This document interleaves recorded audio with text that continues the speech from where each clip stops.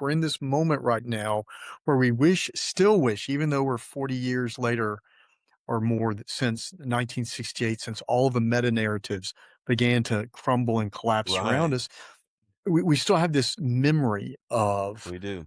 what was or what could be or what and you see that some in Christians in the way they relate to power and their way they relate to different structures trying to impose again Right. who we once were.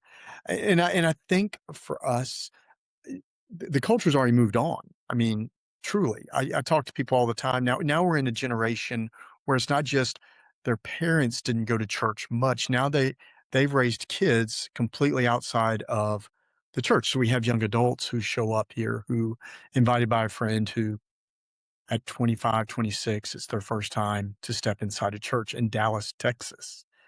And so the memory outside the church has disappeared. Meanwhile, the memory inside the church hasn't disappeared, and I think it's created Yeah. some frustration. How do you, as from your seat, working with folks who are going into ministry to lead these churches, how do you begin to help them think about the work of ministry and the work of leadership in the church?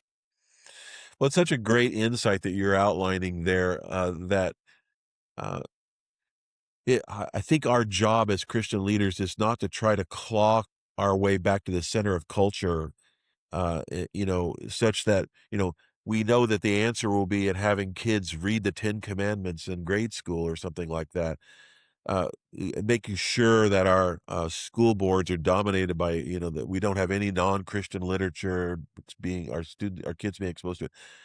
All of that is just so wrong-headed. That never was the way you make a Christian nation or that you exert Christian leadership. It never was.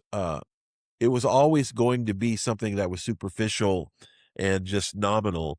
Uh, but I think it is the most important leadership task today is to find creative, new, authentic ways for people to live out the faith in public, without feeling that we have to dominate school boards and have the 10 commandments showing up in every school. That's not the answer. The answer is not to indoctrinate people with Christianity. The answer is to find ways to live it out in a beautiful way that people can find. Not only, they may reject it, that's okay, but that they can actually touch and taste and experience, what Christianity is. They could actually meet a real life Christian. Um, that's the kind of public witness that I'm looking at when I talk about evangelism as witness. Evangelism for me is not oriented towards conversions. It's oriented towards faithful witness. Mm. God and the Holy Spirit will take care of the rest, but we have to be there to offer a credible witness. And that also means a corporate witness, not just an individual one.